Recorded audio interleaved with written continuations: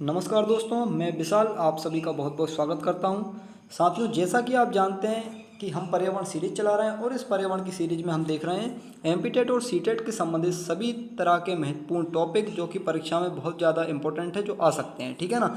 और आप हमारे साथ लास्ट तक बने रहिए। इससे पहले की वीडियो अगर आपने नहीं देखी तो आप उन्हें भी ज़रूर देख लीजिए। तो चलिए आइए शुरू कर देते हैं आज हमारा टॉपिक। तो मिश्र धातु के बारे में बात करेंगे।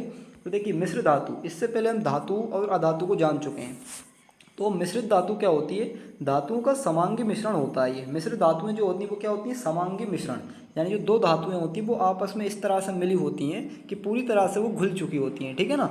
मतलब उसमें हम अलग अलग धातुओं को पहचान नहीं कर पाएंगे क्योंकि वो समांगी मिश्रण है। तो मिश्रित में जो समांगी मिश्रण होता है उसमें दोनों पदार्थ, जो दोनों धातुएं होती हैं वो आपस में पूरी मिल जाती हैं, तो मिश्रित धातु बनती है उससे। अब मिश्रित धातु के गुण उसके घटकों के गुण से कुछ अलग होते हैं। यानी मिश्रित धातु में जो गुण दिखाई देंगे वो इनकी जो मेन धातुएं थी, मुख्य धातुएं थी, उनसे अलग गुण होते हैं। ठीक है ना। निम्न तालिका में मिश्रित धातुएं, उनका संगठन और आदि उनके उपयोग आप देखेंगे। तो देखिए, अब हम इनके उपयोग, इनका संगठन देखेंगे। ठीक है ना, किस तरह से ये बनी हुई है। तो आप देख रहे हैं, सबसे पहले आपको दिखाई दे रहा है इस्पात। इस्पात यानी कि स्टील। तो ये किस किस के संगठन से बनती है, इसमें कौन कौन सी धातुएं होती हैं? तो देखिए, लोहा और कार्बन, यानी कार्बन और लोहा के संगठन से यानी मिलकर क्या बनता है? इस्पात मिश्रित धातु बनती है। और इसका उपयोग कहाँ पे होता है? उपयोग होता है, देखिए आपको दिखाई दे रहा है, चादर में, तार बनाने में, रेल लाइन बनाने में, औजार और आदि इन सभी चीज़ों को, ऐसी चीज़ों को बनाने में। ठीक है ना। तो ये हमें कुछ बातें यहाँ पे ध्यान रखने वाली हैं। इसके बाद देखें तो स्टेनलेस स्टील। अब स्टेनलेस स्टील कहाँ पे यूज होता है और इसके संगठन किस तरह से हैं? ठीक है ना। तो स्टेनलेस स्टील जो बनता है वो बनता है लोहा और निकेल और क्रोमियम। यानी लोहा तो इस्पात ऊपर भी था और नीचे स्टेनलेस स्टील में भी लोहा है। ठीक है, बस क्या बढ़ गया है, केवल निकेल और क्रोमियम यहाँ पे दिखाई आपको दे रहा है। अब और इसका उपयोग देखें तो उपयोग देखिए, बर्तन में, ब्लेड बनाने में आदि में इसका उपयोग किया जाता है। जो बर्तन हम देखते हैं घर में स्टील के, वो बर्तन स्टेनलेस स्टील के ही होते हैं। और ब्लेड भी जो है वो स्टेनलेस स्टील की मिश्र धातु की बनती है। अब इसमें पीतल दिखाई दे रहा है। तो पीतल जो है वो तांबा और जस्ता का मिश्रण होता है। तांबा और जस्ता का मिश्रण होता है पीतल। ठीक, इसके अलावा और अब इसका उपयोग देखें तो देखिए, बर्तन मशीनों के पुर्जे बनाने में इनका प्रयोग हम करते हैं।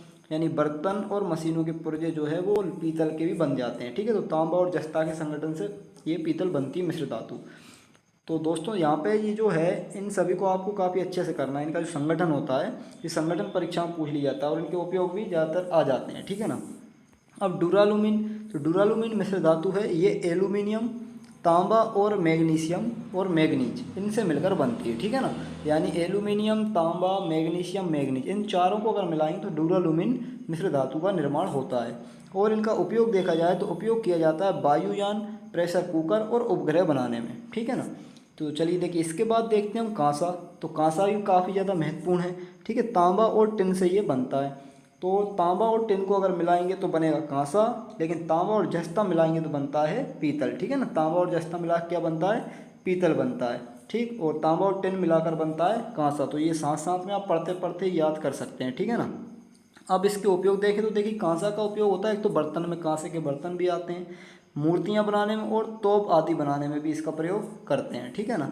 अब 22 कैरेट गोल्ड की बात करते हैं। तो 22 कैरेट जो गोल्ड होता है वो सोना, चांदी और तांबा इनको मिलाकर बनाया जाता है। सोना के साथ या तो चांदी मिलेगी या फिर सोना के साथ तांबा। ठीक है ना। तो सोना, चांदी और तांबा, ये तीनों चीज़ें आप ध्यान रखिए। यहाँ पे 22 कैरेट गोल्ड में सोना, चांदी, तांबा के संगठन से बनाते हैं। तो गहने बनाने में इसका प्रमुख उपयोग किया जाता है। ठीक है ना। अब कृत्रिम सोना जो होता है, कृत्रिम सोना जिसे हम रोल्ड गोल्ड भी कहते हैं, तो वो जो है तांबा और एल्यूमिनियम का बनता है। यानी कि हम बेल्टेक्स के जो गहने पहनते हैं तो वो इस तरह से इसकी कृत्रिम सोना होता है। ठीक है, तांबा और एल्यूमिनियम। तो गहने और मूर्तियाँ बनाने में इसका प्रयोग करते हैं। एक होती है मुद्रा धातु। तो मुद्रा धातु कैसी होती है? जो सिक्के पाए जाते हैं वो मुद्रा होती है। ठीक है ना हमारी। और उसमें धातु में क्या मिश्रण होता है? तांबा, टिन और सीसा का। तांबा और टिन से तो मिला के कांसा बनता है, लेकिन इसमें तांबा और टिन के साथ सीसा हो जाए तो हम मुद्रा धातु उसको हम कहेंगे। ठीक है ना। इसका प्रमुख उपयोग सिक्के बनाने में ही किया जाता है। तो ये बात आप ध्यान रखेंगे। ठीक, चलिए आइए इसके बाद शुरू करते हैं आगे का। तो देखिए, आगे क्या है, अम्ल और क्षार के बारे में हमें पढ़ना है। तो अम्ल और क्षार, तो देखिए ऐसी चीज़ें जो खट्टी होती हैं उनमें हम अम्ल को देखते हैं। ठीक है ना। यानी उनमें अम्ल होता है। जो चीज़ें खट्टी होंगी उनमें अम्ल होगा। जो चीज़ें कड़वी होंगी वो क्षारक होता है, यानी भस्म भी कहते हैं इसको हम। ठीक है, क्षारक को भस्म भी कहते हैं। तो अब कभी कभी चीज़ कुछ ऐसी होती है स्वाद से उसकी हम अम्लीयता या क्षारीयता का पता नहीं लगा पाते हैं। जैसे कॉफ़ी है, तो कॉफ़ी का अगर हम स्वाद को देखें तो कड़वा होता है कॉफ़ी का स्वाद, लेकिन फिर भी वो क्या होती है, अम्लीय होती है, यानी वो क्षारीय नहीं होती। तो अब इसके लिए क्या होगा, तो इसके लिए देखिए, अब इसलिए किसी चीज़ के अम्लीयता या क्षारीयता, अगर ऐसी कोई चीज़ जिसका स्वाद से मालूम नहीं चल पा रहा है कि ये अम्ल है या क्षार है, तो इसकी हम अम्लीयता या क्षारीयता का पता लगाने के लिए परीक्षण करते हैं। ठीक है, तो परीक्षण जो है मुख्यतः दो प्रकार के होते हैं। एक होता है लिटमस पत्र के द्वारा परीक्षण, लिटमस पत्र होता है एक, ठीक है ना, उस लिटमस पत्र द्वारा, या फिर पीएच स्केल के द्वारा, यानी पीएच मान का परीक्षण करके। तो पहला देख रहे हैं, देखिए लिटमस पत्र के परीक्षण द्वारा। तो ये जो पत्र होता है ये बनता है लाइकेन का। तो लाइकेन एक पौधा होता है, तो लाइकेन के पौधे से जो है लिटमस पत्र का निर्माण करते हैं, लिटमस पत्र बनाते हैं पेपर। और अम्ल क्या करता है, जैसे ही अम्ल की बूंदें हम इस पर गिराते हैं, यानी कोई भी हमारे पास पानी है या विलयन है, और अगर वो अम्ल होगा तो वो क्या करता है, इस लिटमस पत्र को लाल कर देता है। ठीक है ना, नीला लिटमस पत्र होगा तो वो लाल हो जाएगा। ठीक, किसके द्वारा, अम्ल के द्वारा। ठीक, इसके बाद बात करें तो देखिए, इसके बाद जब हम देखें तो क्षार क्या करता है, क्षार कर देता है लाल लिटमस पत्र को नीला। ठीक है, तो क्षार क्या करता है, लाल को नीला करेगा, अम्ल क्या करता है, नीले को लाल करता है। अब दूसरा परीक्षण था कि पीएच मान के द्वारा।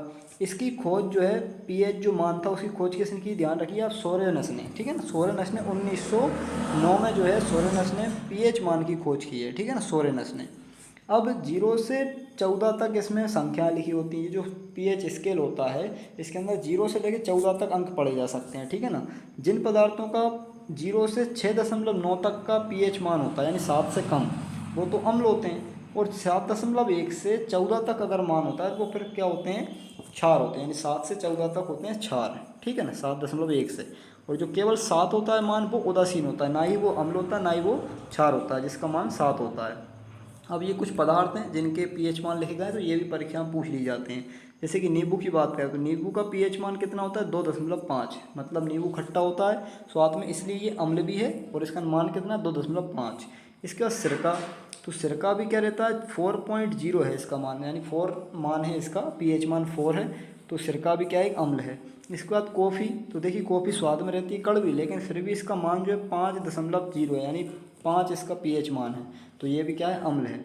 कोल्ड ड्रिंक देखें तो कोल्ड ड्रिंक भी क्या है, 6 मान है इसका, पीएच मान 6 है, इसलिए कोल्ड ड्रिंक भी क्या हो गई है, अम्ल हो गई है।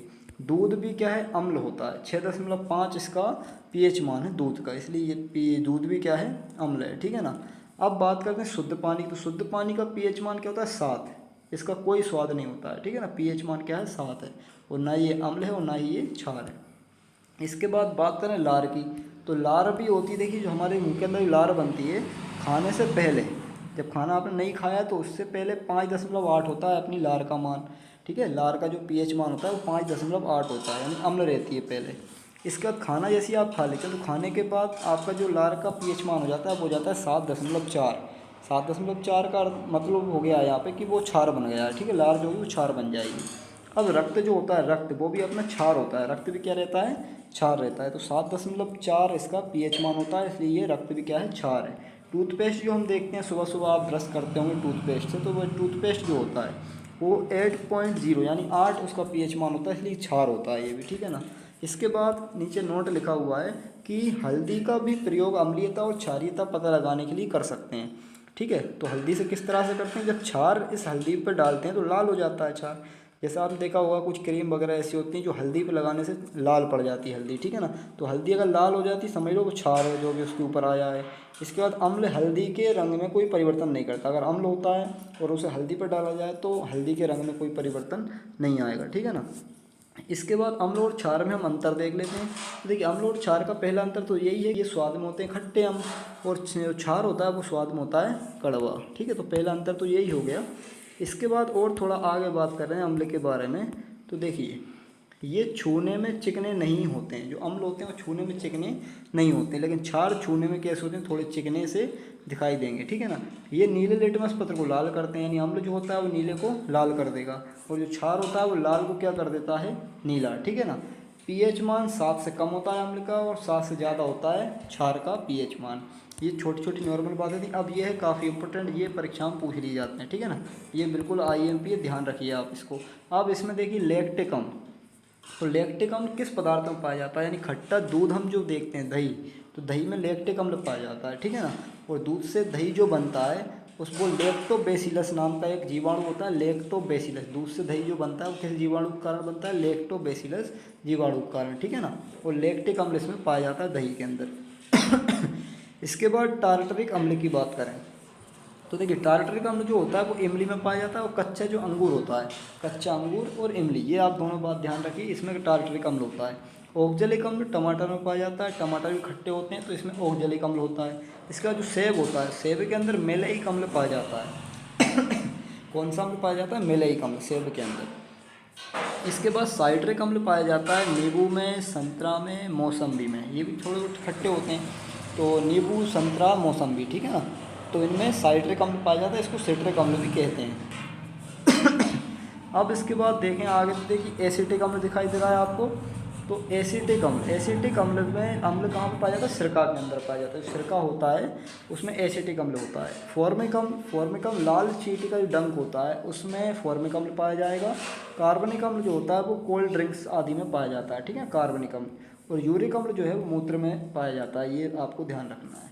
इसके बाद बात कर लेते हैं लवण की। तो लवण क्या होता है, देखिए लवण ना तो क्षार है और ना ही अम्ल है। अम्ल और क्षार अगर आपस में मिलाते हैं तो उससे लवण बनता है, यानी खारा पदार्थ बनता है, इसको खारा पदार्थ कहते हैं लवण को, ठीक है। खारा पदार्थ बनेगा और साथ में जल भी बनता है। लवण की प्रकृति ना तो अम्लीय होती है और ना ही क्षारीय होती, इसलिए इस प्रक्रिया को उदासीनीकरण की प्रक्रिया भी कहते हैं। जब लवण बन जाता है तो उदासीनीकरण कहलाता है, ठीक है ना। इसमें हमेशा ऊष्मा निकलती, साथ में जल भी प्राप्त होता है। तो अब इसमें क्या रहेगा, देखिए ये क्रिया लिखी हुई है यहाँ पे, एक छोटी सी अभिक्रिया है। इसमें आपको दिखाई दे रहा है NaOH का एक विलय है जो कि सोडियम हाइड्रोक्साइड कहलाता है, ठीक है। तो ये क्या है, क्षार है। इसमें HCl मिलाया हमने, यानी हाइड्रोक्लोरिक अम्ल मिलाया, तो ये अम्ल और क्षार मिले तो NaCl बना, यानी सोडियम क्लोराइड, यानी कि नमक बना। सोडियम क्लोराइड क्या होता है, नमक, तो ये नमक बना। और साथ में H2O यानी पानी निकला, और ऊष्मा भी साथ में निकली, यानी भाप के रूप में थोड़ी गर्म हवा सी निकलती है, ठीक है ना। तो ये क्रिया थी जिसमें आप बस इसमें ध्यान रखिए कि ना जब भी अम्ल और क्षार की क्रिया कराते हैं तो लवण बनता है, ठीक है, साथ में पानी का निर्माण होता है।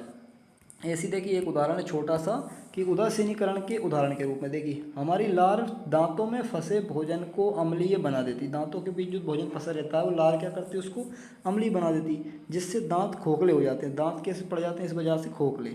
इससे बचने के लिए हमें भोजन करने के बाद पानी से कुल्ला करना चाहिए, दिन में 2 बार ब्रश करना चाहिए, तो नॉर्मली बात हम सभी जानते हैं, ठीक है। अब इसके बाद थोड़ा सा और देखें तो देखिए इसमें ये उदाहरण भी काफ़ी इंपॉर्टेंट है। हमारे आमाशय में पाए जाने वाला हाइड्रोक्लोरिक अम्ल यानी जो HCl, ये हमारे आमाशय में पाया जाता है। भोजन पचाने में काफ़ी मदद करता है।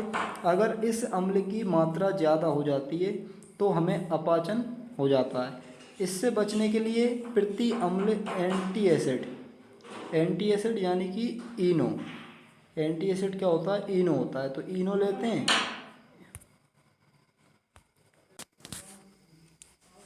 तो इसमें देखिए क्या होता है इसमें कि जब हमारे अम्ल जैसे शरीर के अंदर आमाशय में अम्ल की मात्रा ज़्यादा हो जाती है तो अपाचन हो जाता है, यानी खट्टी खट्टी डकार सी आने लगती हैं। तो उस समय इसमें प्रति अम्ल यानी एंटी एसिड हमें लेना पड़ता है, जैसे कि इनो आपने देखा होगा। तो वो क्या करता है, दूध या मैग्नीशियम, या जैसे कि मैग्नीशियम हाइड्रोक्साइड, जो दूध या मैग्नीशियम होता है ये एक तरह का, ठीक है ना, ये क्या करता है, फिर बेकिंग सोडा होता है इसमें, सोडा सोडियम बाइकार्बोनेट होता है इसमें, जो अम्ल के प्रभाव को उदासीन कर देता है। चींटी के काटने पर भी हम उस जगह बेकिंग सोडा लगा देते हैं, जिससे चींटी के अम्ल का प्रभाव खत्म हो जाता है और हमें जलन नहीं होती। तो ये कुछ नॉर्मली सी बातें थी जो काफ़ी हमें इम्पोर्टेंट थी। तो दोस्तों अगर आपको वीडियो पसंद आया तो लाइक शेयर सब्सक्राइब जरूर करें और इसी तरह से हमारे साथ बने रहें, क्योंकि पूरी पर्यावरण यहाँ पे आप कंप्लीट करने वाले हैं, ठीक है ना। बहुत बहुत धन्यवाद आप सभी का।